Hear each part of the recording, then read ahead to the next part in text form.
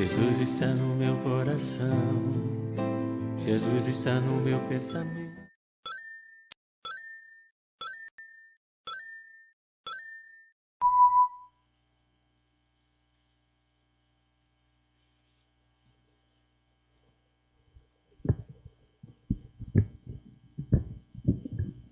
Boa noite, sejam todos muito bem-vindos, muito bem-vindas aqui à nossa casa, o Chico Xavier, que é um local onde a gente busca a cada dia encontrar uma melhor forma de vivermos, uma melhor forma de buscarmos nos melhorar.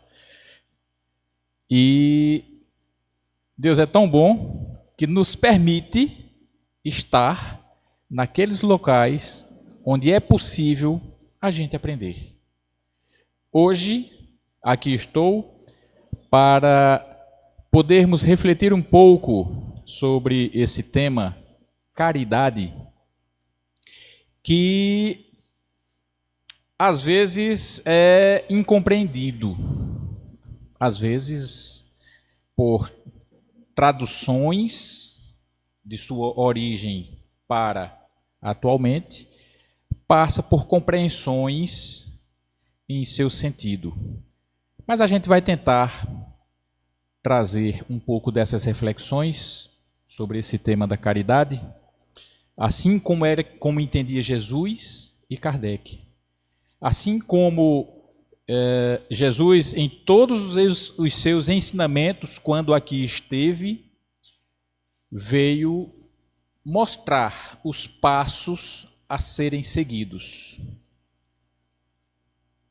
Nós temos imensa gratidão a Deus por podermos estar vivos, por podermos estar sendo úteis a cada dia. E é esse exercício de utilidade, é esse exercício de gratidão, é esse exercício de amor ao próximo que vai fazendo com que sejamos melhores do que fomos há instantes atrás, há dias atrás, há tempos atrás. Hoje, nós somos a nossa melhor versão de toda a nossa existência. Por quê? Porque estamos sempre aprendendo. E é esse aprendizado que nos faz seguir em frente, buscando vencer os desafios que se apresentam em nossas vidas. Quero ler inicialmente um trecho aqui de um livro, de um texto que diz assim, Caridade e Esperança. Ele diz assim, lembra-te da esperança para que a tua caridade não se faça incompleta. Darás ao faminto não somente a côdea de pão que lhe mitigue a fome, mas também o carinho da palavra fraterna com que se lhe restaurem as energias. Não apenas entregarás ao companheiro, abandonado à intempérie, a peça que te sobra ao vestiário opulento, mas agasalho-ás em teu sorriso espontâneo, a fim de que se reerga e prossiga adiante, revigorado e tranquilo. Não ouvides a paciência divina com que somos tolerados a cada hora. Qual acontece ao campo da natureza em que o sol, 1000 vezes injuriado pela treva, 1000 vezes responde com a bênção da luz. Dentro de nossa vida, assinalamos a caridade infinita de Deus, refazendo-nos a oportunidade de servir e aprender, resgatar e sublimar todos os dias. Não te faças palmário dos próprios irmãos, aos quais deves a compreensão e a bondade de que recebes as mais elevadas cotas do céu, na forma de auxílio e misericórdia em todos os instantes da experiência.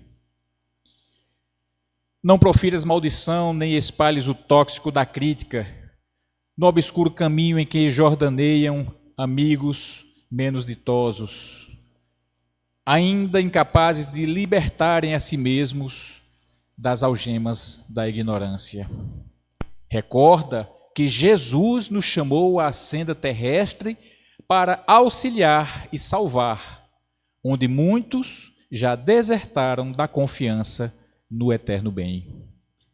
Seja onde for e com quem for, atende à esperança para que o mundo conquiste a vitória a que se destina. Aliviar com azedume é alargar a ferida de quem padece, e dar reprimendas é envolver o socorro em repulsivo vinagre de desânimo e desespero. A maneira de raio solar que desce à furna cada manhã, restaurando a intempérie da luz, o império da luz, sem reclamação e sem mágoa, ser igualmente para os que te rodeiam a permanente mensagem do amor, que tudo compreende e tudo perdoa, amparando e auxiliando sem descansar, porque somente pela força do amor alcançaremos a luz imperecível da vida. Feitas essas considerações iniciais, vem-me uma lembrança. Quem é que hoje em dia escreve cartas? Parece-nos até, por vezes, coisas tão remotas, porque não temos mais o costume de fazê-lo. As empresas que se propunham a levar as mensagens entre as pessoas estão perdendo seus espaços. Onde você sentava-se a uma cadeira, se sabia escrever, com o seu próprio punho, colocava no papel aquilo que queria dizer a alguém que distante estava. Ou, se não soubesse colocar no papel com suas próprias mãos, ditava para alguém que o fizesse. Mas a mensagem se fazia escrita e seguia por caminhos longínquos muitas vezes, levando palavras de saudades, de alegrias, de consolos, as mais diversas em seus mais diversos sentimentos. Mas o tempo passa, a tecnologia nos faz estar mais próximos a cada dia. Até certos anos, estivéssemos neste ambiente, teríamos que conversar à força do gogó, como se costuma dizer, porque não tínhamos esses instrumentos que ressoavam a nossa voz, captando-a e amplificando para que no mais distante se possa ser ouvido. Assim como não tínhamos as redes sociais que em tempos atuais, por vezes, se fala aqui e lá em longínquos rincões, estamos sendo vistos e ouvidos. Assim era no passado. A mensagem saía de um lugar ao outro de alguma forma. A tecnologia nos auxilia hoje que essa mensagem chegue de forma mais rápida.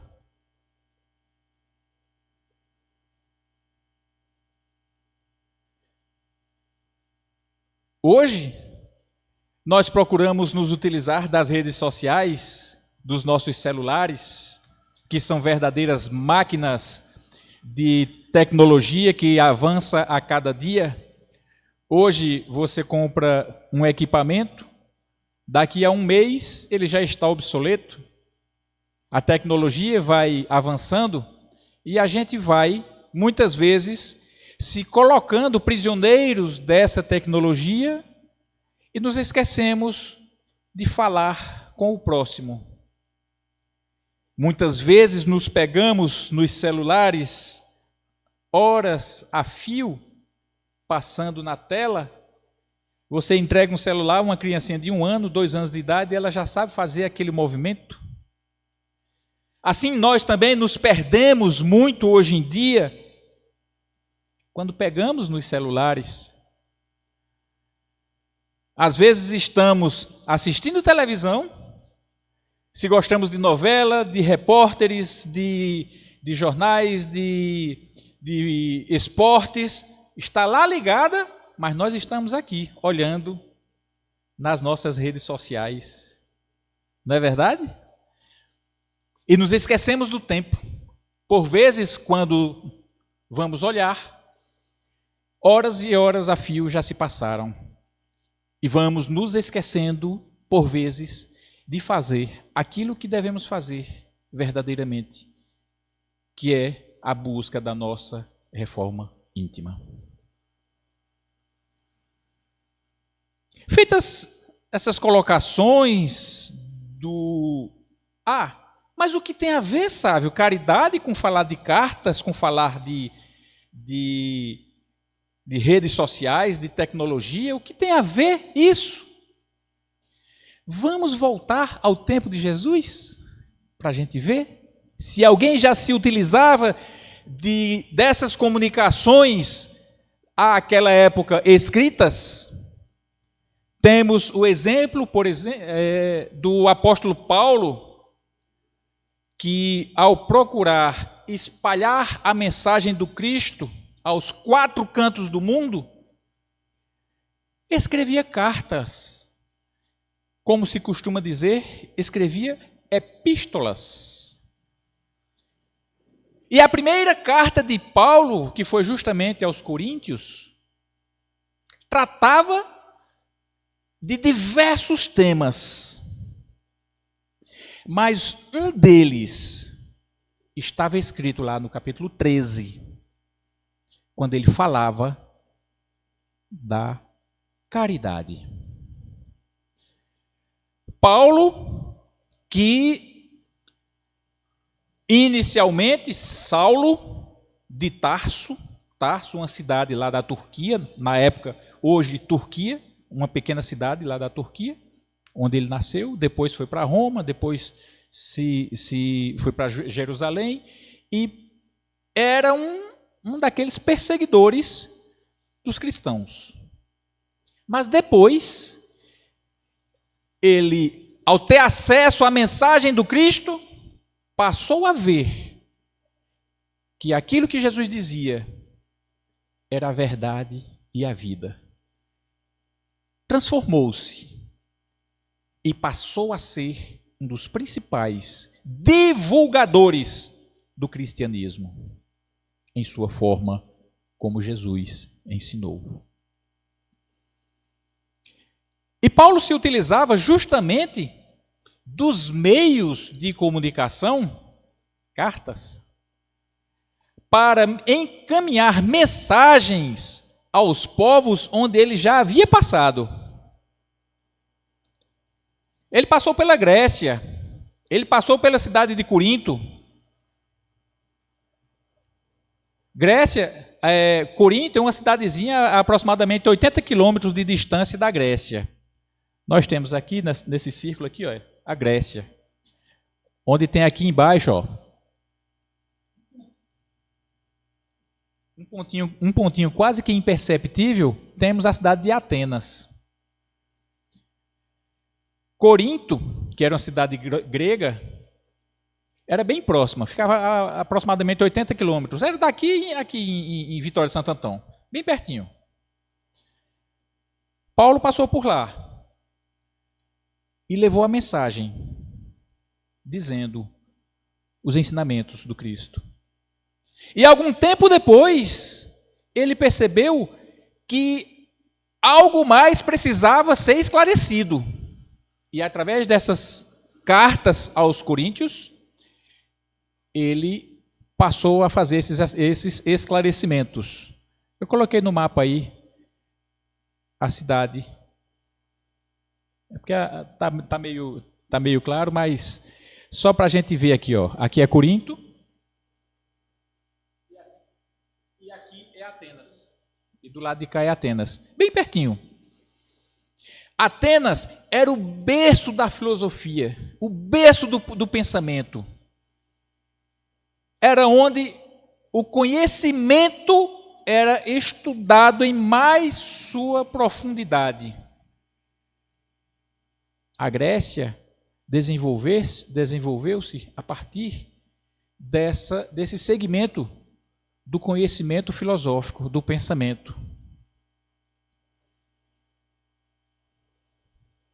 E aí, nessa primeira carta de Paulo aos Coríntios, lá no capítulo 13, ele diz assim: se eu falar as línguas dos anjos, se tiver o dom da profecia e penetrar todos os mistérios, se tiver toda a fé possível a ponto de transportar montanhas, mas não tiver caridade, nada sou. Entre essas três virtudes, a fé, a esperança e a caridade, a mais excelente é a caridade. Está lá na carta de Paulo aos Coríntios. Originariamente, ele deve ter escrito em grego, já que ele era daquela região. Depois de um tempo, essas cartas foram traduzidas. Aproximadamente uns 300 anos depois, essa carta foi traduzida para o latim, que era o idioma que era falado na grande região, possibilitando assim espalhar-se para o mundo. E aí essa carta de Paulo, alguns dizem, interpretam que a escrita era amor. Não trazia o termo como caridade, trazia como amor. Então, onde a gente leu aqui fé, esperança e caridade, alguns entendiam no lugar de caridade como amor. E aí Paulo escreve justamente para explicar amor ou caridade, afinal de contas. Aí a gente vai lá para a época da Grécia. Amor tem vários significados. O amor eros, que é o amor romântico da relação íntima entre as pessoas. A relação corporal. Amor eros. Não era sobre isso que Paulo falava. O amor filia, que é o amor fraternal entre as pessoas, de irmandade. Mas não era só isso. Paulo não queria se resumir apenas ao amor fraternal. Existia também o amor ágape, que é o amor perfeito e incondicional de Deus, que Jesus nos dizia. Então Jesus dizia em todos os seus ensinamentos do amor incondicional do Criador pelos seus filhos. Então ele foi justamente fazer todas essas observações para que se esclarecesse ao mundo, a partir daquela primeira carta de Paulo aos Coríntios, no seu capítulo 13, o sentido real, que é o amor, caridade. E o que é isso? Para que a gente entenda, segundo Jesus, como era que Jesus entendia a caridade? Está lá, na questão 886 do livro dos Espíritos. Qual o verdadeiro sentido da palavra caridade, como a entendia Jesus? 3 sentidos. Benevolência para com todos. Pratique o bem, independentemente de a quem. Seja seu querido, seja seu amado, seja aquele desconhecido, seja, inclusive, aquele que lhe tem como desafeto. Queira o bem. Faça o bem, como se costuma dizer, sem olhar a quem. Então, o primeiro entendimento é exatamente a benevolência. Esse é o sentido de caridade. Queira e faça o bem sempre. O segundo sentido entendido por Jesus, de como Jesus entendia a caridade, está na indulgência para as imperfeições dos outros. Mas o que é indulgência? Indulgência é: eu tenho defeitos, os outros têm defeitos. Não é por causa dos defeitos dos outros que eu vou recriminá-la. Muito pelo contrário. Vou buscar corrigir os meus erros para, a partir daí, onde cada um busca fazê-lo, nós nos transformamos. Lembra aquela passagem que Jesus dizia, né, que é mais fácil, né, você enxergar uma trave, né, a milhões, um cisco a milhões de distância e não enxerga a trave que está em seu olho. Porque muitas vezes a gente busca apenas olhar os erros e os defeitos dos outros, as imperfeições dos outros. Indulgência é nós, mesmo sendo imperfeitos, nós também buscamos fazer o bem e aceitar aquela pessoa como ela é, auxiliando-a, inclusive, a buscar eventual reforma, eventual mudança de suas condutas.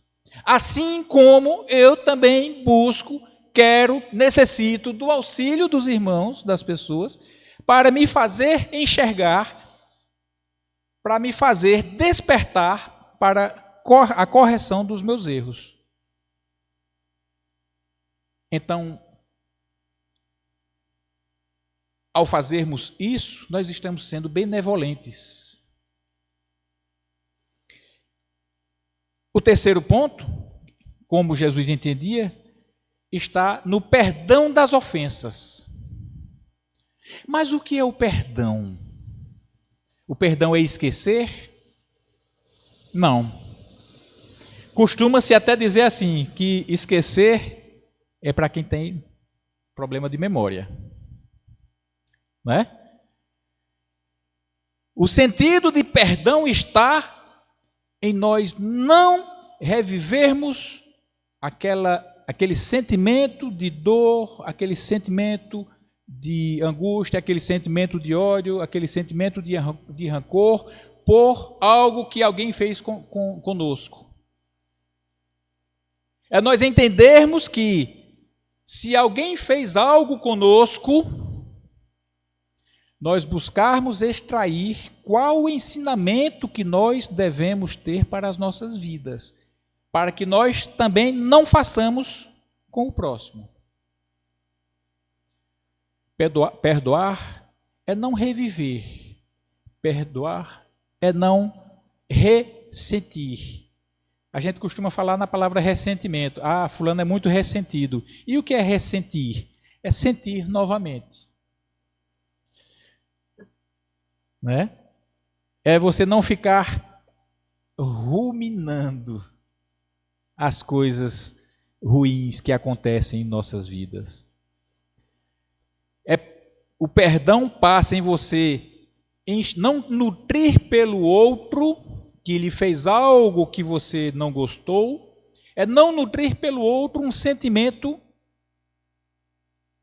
de raiva, de ódio, de rancor. É você saber que o outro também é imperfeito, assim como você também o é. Nós sabermos perdoar. Ah, sabe, é fácil demais falar. É fácil demais perdoar. A gente sabe que não é, porque nós somos imperfeitos. Nós estamos aprendendo. Mas é o exercício do perdão que faz com que a gente se fortaleça e aprenda a fazer no nosso dia a dia. A gente só se fortalece com o exercício. Eu costumo até brincar de levantar essa mesa com uma mão só. Eu não consigo. Eu não consigo de jeito nenhum. Ela tem aí pelo menos uns 50 quilos. Mas se eu começar numa academia, pego 1 quilo, 2 quilos, 3 quilos, 5 quilos, 3 sessões de 10, depois vou. Daqui a pouco eu estou levantando 100 quilos tranquilamente. Então é a prática, é o exercício que faz o nosso fortalecimento. É a prática do perdão que faz com que a gente se fortaleça interiormente. É que faz com que a gente não fique trazendo para dentro de nós aqueles sentimentos que nos paralisam. Então é assim que Jesus entendia e entende a caridade. Benevolência para com todos, indulgência para as imperfeições dos outros e o perdão das ofensas. Mas nós estamos falando de caridade. Existem 2 tipos de caridade que normalmente a gente costuma falar, que é a caridade material, que é aquilo que você presta, aquele auxílio que você presta às pessoas de forma materialmente. A doação de um alimento, de uma cesta básica, a doação de uma medicação, a doação do seu tempo para o auxílio de condução, para ir para aqui, para lá. Existe a caridade moral. Como assim caridade moral? É aquela em que você empresta, por exemplo, o seu ouvido para acolher, para conversar, para abraçar, para dar um sorriso, para dar um bom dia. A gente costuma sair de nossas casas normalmente de manhã, quando vai para o trabalho ou vai para alguma atividade específica que não é em nossa casa. A gente sai de casa, vai passando na rua. Normalmente tem um vizinho, tem alguém na rua que está ali sentado, que está varrendo uma calçada, que está fazendo uma coisa ou outra. Muitas vezes a gente passa, nem sequer observa aquela pessoa. Aí você, certo dia, passa e diz, bom dia. A pessoa chega e se assusta assim. Oxe, esse moço nunca falou comigo, por que ele está me dando bom dia? Aí, vida que segue. No dia seguinte, você passa de novo e dá bom dia. A pessoa já faz pelo menos assim com a mão. No terceiro dia, você passa, na próxima semana você passa, dá bom dia, bom dia. No mês seguinte, você passa calado. Aí a pessoa é quem diz bom dia. Isso é caridade moral. É você cumprimentar, é você querer saber como o outro está, é você colocar-se à disposição de auxiliá-lo naquilo que aquela pessoa necessita.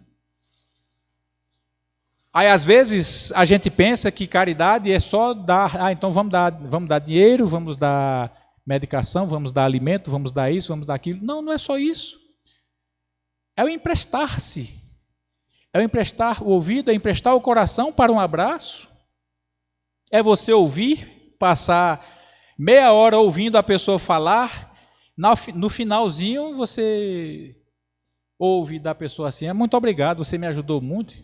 Mas como assim, se eu não falei nada? Muitas vezes a gente precisa ser ouvido. Às vezes a gente precisa ouvir. Às vezes, a gente precisa trocar ideias. Então, quando nós nos colocamos à disposição para essa prática, nós estamos praticando a caridade como ensinou Jesus.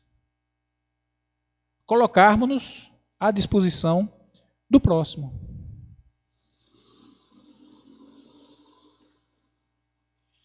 A caridade sublime que Jesus ensinou consiste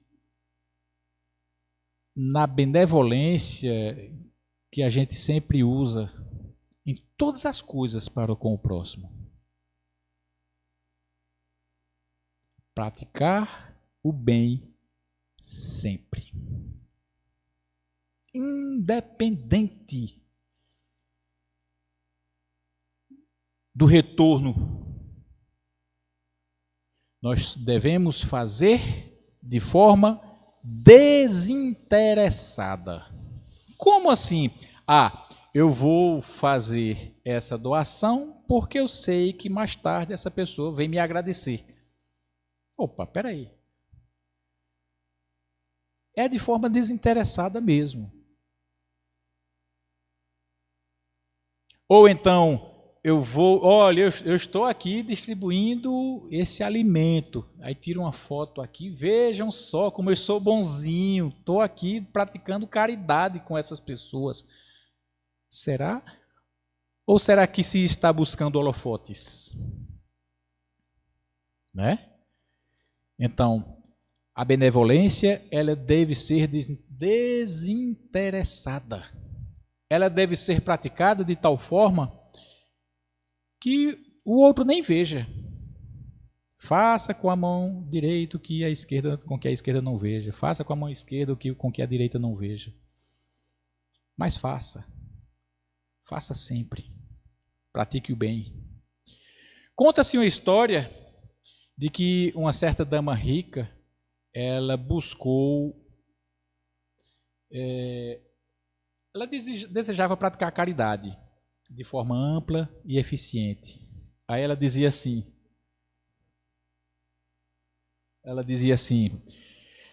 depois de refletir alguns dias, ela resolveu aconselhar-se com um grande amigo que desfrutava de excelente conceito, pela sua grande sabedoria e pelo seu bom coração.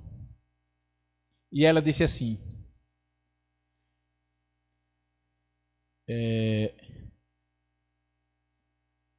encantado, porém há uma caridade de primeiro grau a que todos estamos obrigados. Consiste em evitar. Ela veio pedir orientação.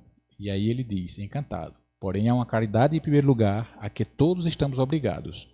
Consiste em evitar que o próximo padeça por nossa culpa. A simplicidade e a sobriedade devem ser imitadas porque diminuem a dor da espécie humana, enquanto a vaidade e a ostentação e o luxo a aumentam de muito. Assim, não se pode esquecer de que a legítima caridade começa pelos que estão mais próximos, entre os quais os mais humildes servidores. Realizado tudo isto, se ainda for mais possível, iniciará outra caridade ainda maior. E aí a mulher diz assim, solicitei sua opinião sobre a melhor forma de empregar o meu dinheiro em obras de beneficência. Não pedi conselhos sobre a minha vida. E aí ele diz, acreditei, senhora, que se tratava de vossa caridade, de vosso amor aos que sofrem. Vejo, porém, que toda dúvida está em como deveis empregar vosso dinheiro. Em tal caso, entendo que deveis consultar um homem de negócios. A preciosa senhora resolveu refletir melhor. É o que faz agora. De uma forma mais objetiva essa historinha. Alguém quer uma orientação. Quando a orientação vem, se não é como eu quero, eu não dou ouvidos. Ou posso eu dar ouvidos e me modificar. Nessa historinha,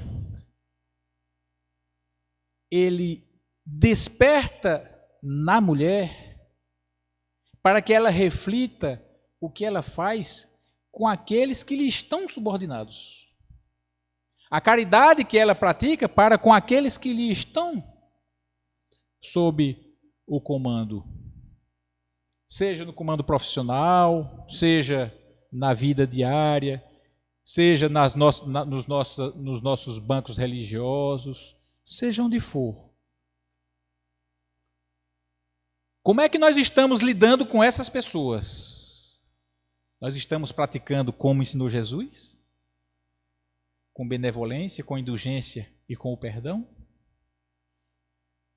Estamos respeitando os direitos daqueles que nos são subordinados? Caridade passa por aí. Qual é o nosso compromisso? Qual a nossa responsabilidade? Qual a responsabilidade que assumimos? Como é que queremos ser e estar em momento seguinte? Como é que queremos ter as nossas conquistas? Tudo aquilo que nós nos propomos a fazer está diretamente carregado de forças, de energias, de benefícios próximos ou futuros, de colheitas satisfatórias ou nem tanto. Tudo a depender de como nós lidamos com elas. E nós devemos ter a responsabilidade de quando assumimos compromissos, de quando buscamos fazer algo, que essa nossa atitude seja praticada da melhor forma possível, para que nós não sejamos como aquela figueira que Jesus amaldiçoou, ao dizer: de longe tu estavas toda frondosa, parecia que tinhas fruto.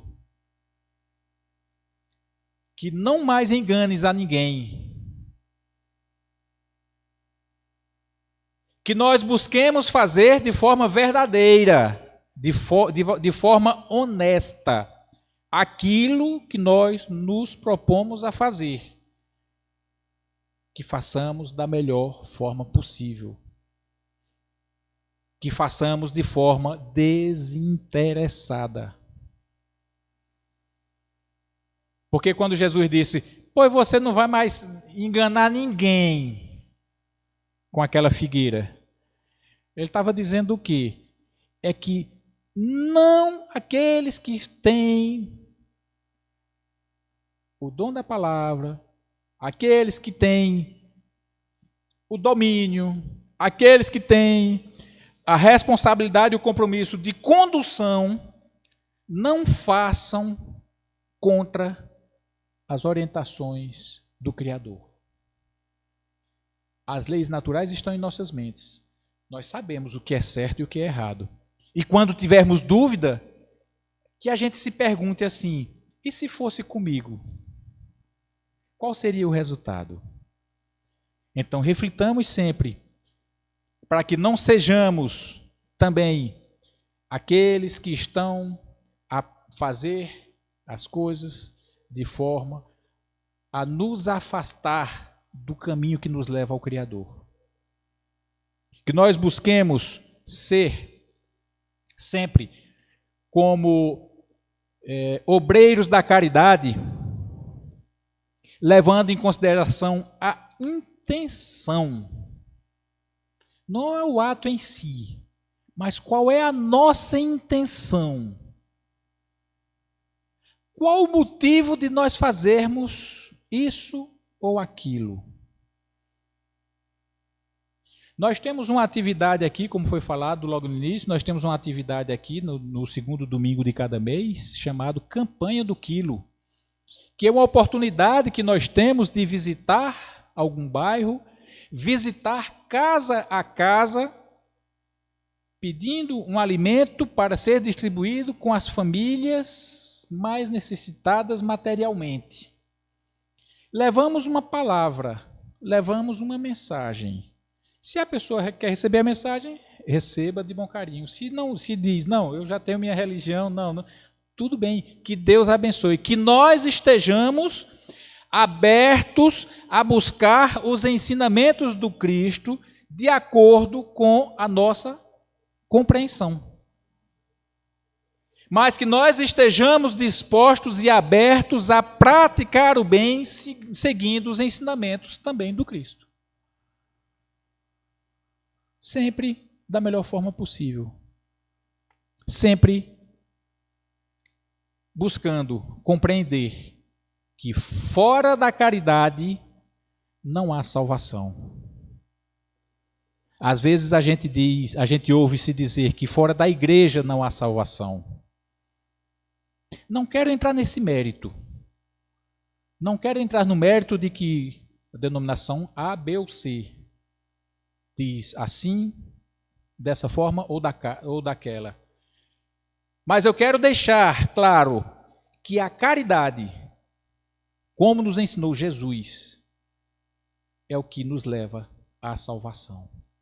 E o que é a salvação?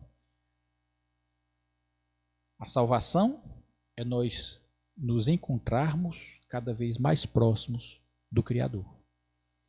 A salvação é nós deixarmos de lado todas aquelas mazelas que nos paralisam.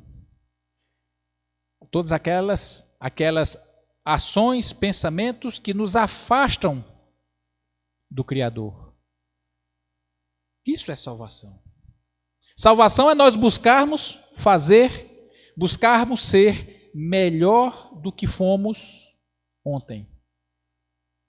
Valendo salientar, não é melhor do que o outro. É melhor do que nós mesmos. A cada dia. Nos afastando, nos deixando cada vez mais com o coração puro, com a mente leve, por saber que estamos fazendo a coisa certa. Certa vez, o Dr. Humberto, que cuida das atividades de auxílio no plano da espiritualidade, ele disse assim: só se consegue ser forte no caminho da caridade. Que nós buscamos sempre essa fortaleza dentro de nós, trazendo para as nossas vidas Jesus, com todos os seus ensinamentos, que assim nós estaremos cada vez mais cumprindo a nossa missão. Paz e luz a todos. Jesus venceu o mundo e disse: vocês podem fazer tudo o que eu fiz e muito mais. Logo, nós também podemos vencer o mundo, nós também podemos vencer as nossas dificuldades, as nossas mazelas. E vamos, assim, a caminho da luz, cada vez mais próximo do Criador. Boa noite. Para que a gente possa concluir nossa noite de hoje, eu quero desejar muita paz, que a gente tenha uma semana de muitas bênçãos, de muitas vitórias. E como prece final, eu quero mais uma vez agradecer. Agradecer pela graça da vida, agradecer pelas vitórias, mas também pelas dificuldades que se apresentam em nossas vidas. Elas nos fazem mostrar o caminho a seguir. Todas essas dificuldades que porventura apareçam em nossas vidas, sirvam de degraus para que possamos enxergar mais distante as oportunidades que temos. Possamos retornar para os nossos lares com a certeza de que Deus é amor, que Ele é justo e bom. E por isso, nos concederá as oportunidades de sermos felizes a cada instante. Paz e luz a todos. Muito bem. Posso ir?